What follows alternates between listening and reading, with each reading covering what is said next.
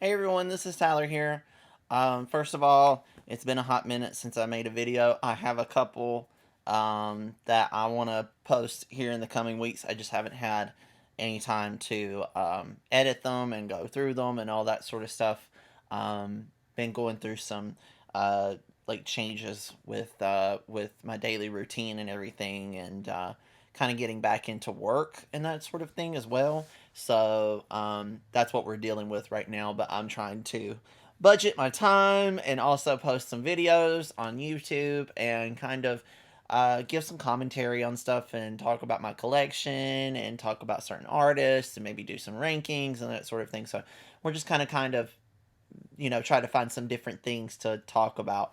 And one thing that I want to talk about is the concept of selling out. Now, this is often a topic that comes up a lot when it comes to artists who kind of go into a different direction with their artistry that may be kind of mainstream in a lot of ways. Let me pull up the definition on Wikipedia to kind of give you a little bit of a just a little bit of insight as to what it is. So it says here, selling out is a common expression for the compromising of a person's integrity, morality, authenticity, or principles in exchange for personal gain such as money. In terms of music or art, selling out is associated with attempts to tailor material to a mainstream or commercial audience. For example, a musician who alters his material to encompass a wider audience and in turn generates greater revenue may be labeled by fans who predate the change as a sellout. Sellout also refers to someone who gives up or disregards someone or something for some other thing or person. So I think the concept of the sellout, obviously it definitely has to do with an artist who, you know, goes into this direction in their music that will allow them to have bigger revenue, bigger sales, bigger attention, and will allow them to kind of just reach a wider audience. And there's been several occurrences where this has happened, and several artists who have tried to sell out, and some were successful with it, some were not.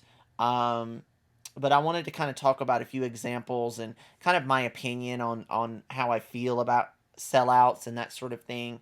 Um, anyways, so when I think of a sellout, I think of someone who is an esteemed artist.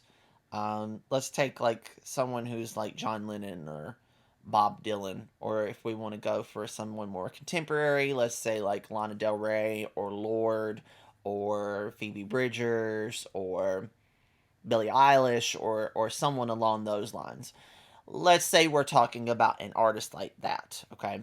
And they've already kind of made these critically acclaimed albums and have made a success of themselves through having authentic artistry, or what we would consider authentic artistry, because even some people question the authenticity of someone's art even if it has critical acclaim. And Lana Del Rey, I mentioned her, she has often been kind of under a microscope at times as to the authenticity of her art and her aesthetic and her style and that sort of thing. That was more when she first came out about 10 years ago, but now it's kind of like she's kind of gotten more recognized as an important figure in pop music today. So, what exactly, like, is selling out a good thing or a bad thing? I definitely want to hear comments about what other people believe about selling out and what their thoughts are on it. Do they believe in the concept? Do they think it's a thing? Um, for me personally, I do think that it is a thing. I think that artists do sell out at times. But I think a lot of them have motives as to why they would do that.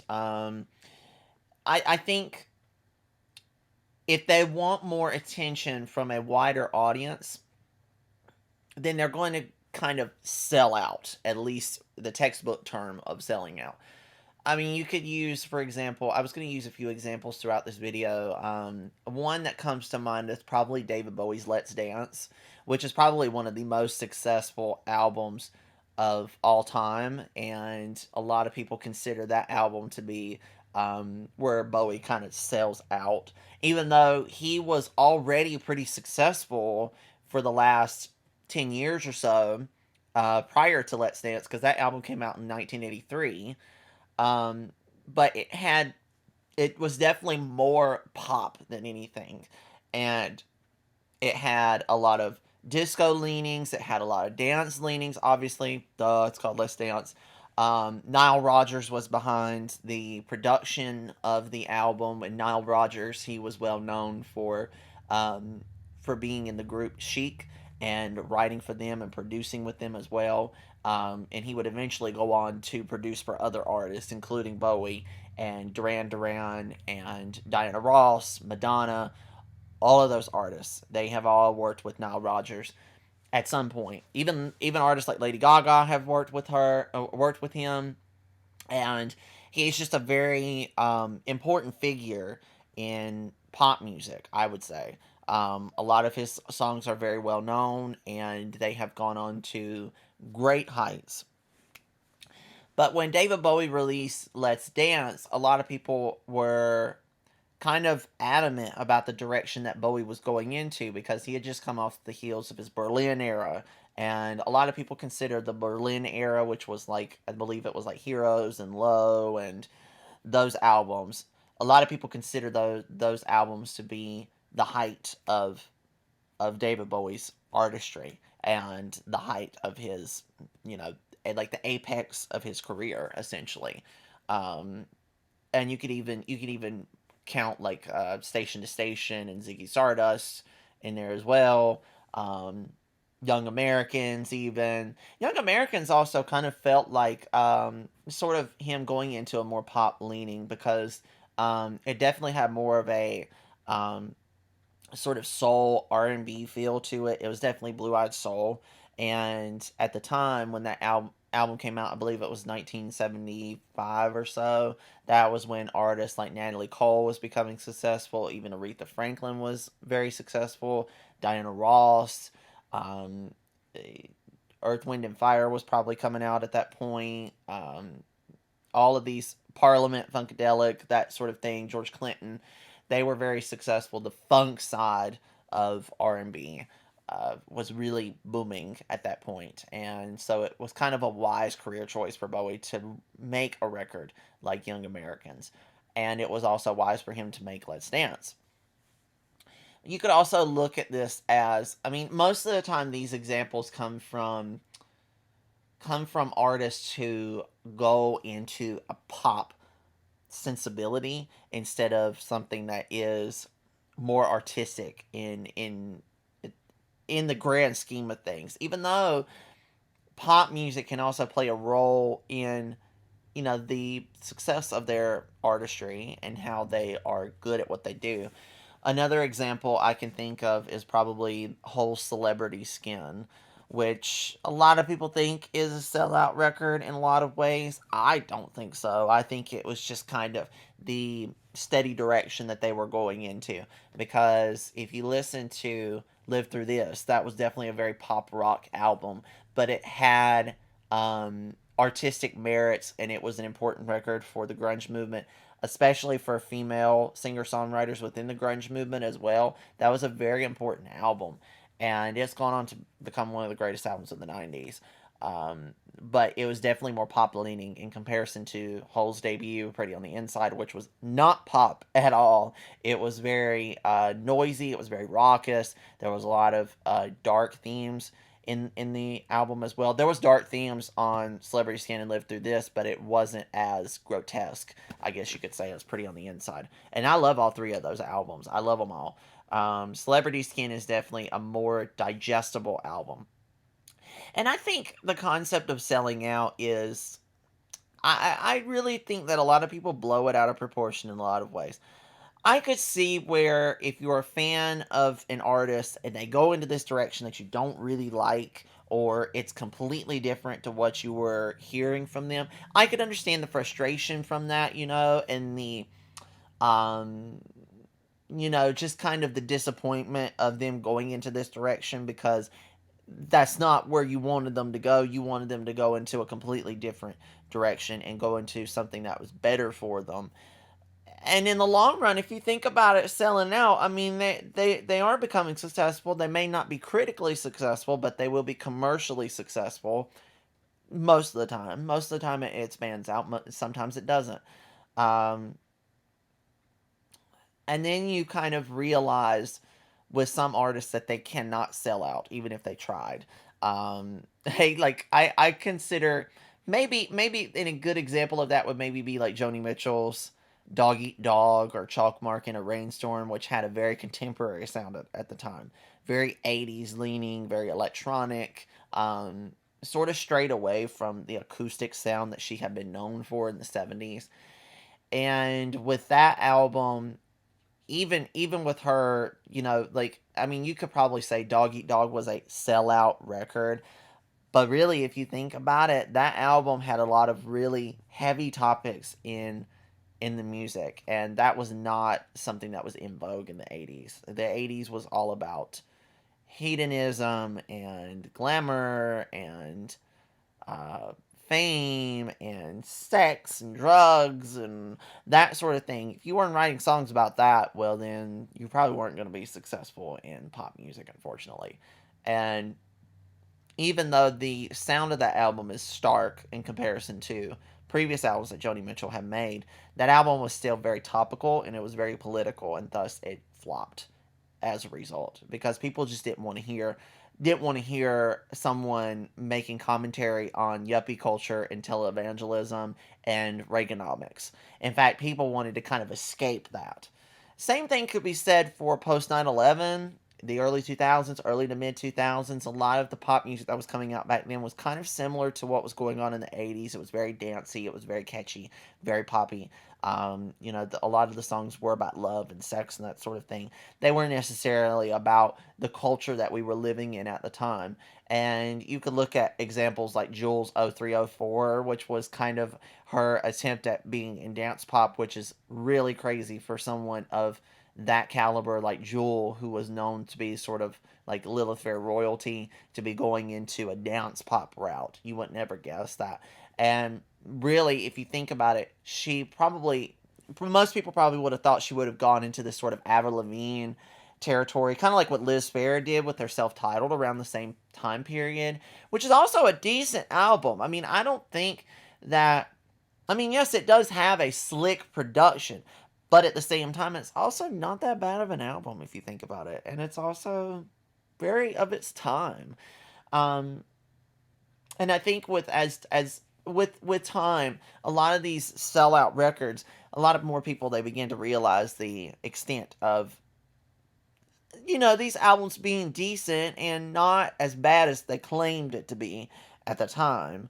Um, it's just kind of like artists want to try to blend in with the zeitgeist, especially if they're a more seasoned artist. 90s artists, as they moved into the 2000s, they were kind of met with this sort of um, this kind of world of hedonism once again, like it was in the late 70s into the 80s. Dealing with the onslaughts of war and 9/11 and sort of this vapid culture that we've sort of grown into. You had artists like Britney Spears and Christina Aguilera and Justin Timberlake and Nelly Furtado and Fergie and all those artists, Gwen Stefani. I mean, Gwen Stefani was from the 90s, and she pretty much adapted to what was going on within the culture of music in the 2000s, and that was she went into a more dance pop route. But it also kind of had this sort of pop rock feel to it, but it was kind of like a new wave feel to it. So it kind of melded well with the direction that No Doubt was going into in the early 2000s, and blended it together with what Gwen Stefani wanted to do with Love Angel Music Baby. And that's how songs like Hollaback Girl and Cool and What You Waiting For became so successful, is because those songs were really good and they had the same sort of feel and vibe of what she was going for with No Doubt, but it was more in the context of Gwen herself, not just the boys, you know. And that's one of those albums you could probably consider to be a sellout, but really Gwen Stefani was probably going into this route as her career progressed, if you think about it. Gwen Stefani always kind of gave me a pop star vibe, even when No Doubt was, going through Tragic Kingdom and Return of Saturn and that sort of thing. They were still very pop rock. Even though they sort of blended in with the alternative movement of the period and were able to kind of blend in with artists like Garbage and Green Day and Sublime and those artists, No Doubt still kind of found their way into the mainstream along with artists like Sheryl Crow or um, Jewel, maybe, or trying to think of some artists, maybe even like Mariah Carey or Janet Jackson or something like that. They sort of blended in together with all those other artists. And so you can kind of see the direction of where they were going into and where Gwen Stefani was going into, and you can kind of go, you know what, that was probably meant to be, it wasn't a, sellout move. It was more of a calculated type of thing. It was something that she was anticipating to do at some point. So,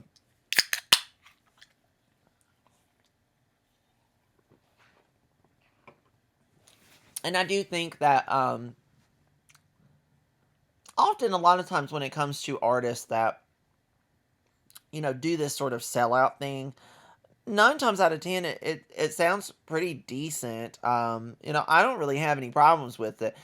And a lot of times I have an open mind when it comes to music. And, you know, maybe this could be their attempts at, wanting more revenue and wanting more people to recognize them and know their music and that sort of thing. But, maybe this is also something that is kind of a career move and something that their creative artistry wants them to do. And maybe going for that pop route, that's what they need to do in order to progress artistically. You never know. I mean, and the thing is that, there's this misconception that when people follow their artistry, it's often in territory that's uncharted or something that's kind of that doesn't have a pop structure or anything like that. We think about artists um, like Joni Mitchell, who followed her intuition when it came to her artistry and never strayed into, wanting to be at the top of the charts or anything like that. It was always, she kind of went further and further and further into her jazz influence before she made this full-fledged jazz album. And you could kind of look at it like that, but and maybe in that regard it works for Joni, and it does work for her. It's not a maybe. It does work, but for some artists that are more mainstream, let's take a look at Madonna, for instance. I mean, Madonna is one of the biggest artists in the world, and I have a video about Madonna coming up, so if you want to watch that, look out for that. Subscribe and hit that notification bell so that way you know. Anyways, but Madonna sort of went into different directions, but she never compromised her artistry, never compromised her mainstream sensibilities. You could say Ray of Light might have been an album where it's not as poppy as some of her other albums, but the thing is that Frozen was a big single for her. Ray of Light was huge. Um, Nothing Really Matters, The Power of Goodbye, all those tracks, they had success on the charts. And, and it still managed to have the commercial appeal without Madonna compromising her artistry. And she was able to steadily flow into one era into the next, very seamlessly almost. And that's a really important move for an artist. But do I think that, selling out is bad? Not really. I don't really think it's a bad concept. I really don't think it is. And whatever an artist feels like they need to do is their prerogative. And at the end of the day, an artist they are in control of where they want to go with their careers and where they don't want to go in their careers. And if they want to go into this more experimental route, then so be it. If they want to go into this more mainstream aspect, then fine. That's what they need to do. You gotta go with your gut on these sort of things and say, okay, well, I'm gonna try and see if I can make a pop record. And maybe this could be a good challenge for a lot of artists. I mean, I'm sure it's probably a challenge for a lot of artists who were like somebody like Jewel or Nelly Furtado or something like that, where they made these records that were very poppy. When initially they were sort of making these more acoustic singer-songwriter type albums, and they sort of moved into that direction, but it worked more so for Nelly Furtado than Jewel, but you get the point. Like, it's just it's a double-edged sword, really, and it really depends on who you're talking about as far as who is selling out, who is going into a more experimental route. But I think overall, I think people put too much buzz and too much grief into artists for going into these routes, because like, I don't think it's really that big of a deal. And regardless, you're going to find some sort of audience to listen to that album. They may not have listened to you initially when you had critical acclaim, but they'll listen to you now, and I will say that, like somebody like Liz Phair, who released her self-titled in 2003, that song was really popular. And I remember Why Can't I being like in 13 going on 30 or something like that, I don't remember Exile in Guyville or Whip Smart as a kid. And obviously, I wasn't listening to albums like that as a child, and really I had no business listening to albums like that as a kid. If you know anything about Exile in Guyville, whew, it's very explicit, but we love Exile in Guyville. We love it. But you know, eh, at least with Liz Phair, she found an audience for a hot minute, and she appealed to a wider audience, which ended up coming to me because I'm a little kid and I watch movies and I watch 13 going on 30, and here's Why Can't I, and I'm like, oh, okay, I like this song. Why can't I breathe whenever I think, like, I would sing that song, all the time when I was a kid, and I loved it. I still do. It makes me feel very nostalgic. um so yeah, and sometimes if you reach these wider audiences and they listen to these more mainstream albums, there's sometimes with a lot of people, and myself included, I do this. Whenever I discover an artist, I want to discover all their other music and see what they were up to in their back catalog or whatever. And I do that. And sometimes it's a lot of fun. And sometimes I enjoy the albums that I listen to in their back catalog more so than the one that I first discovered of theirs.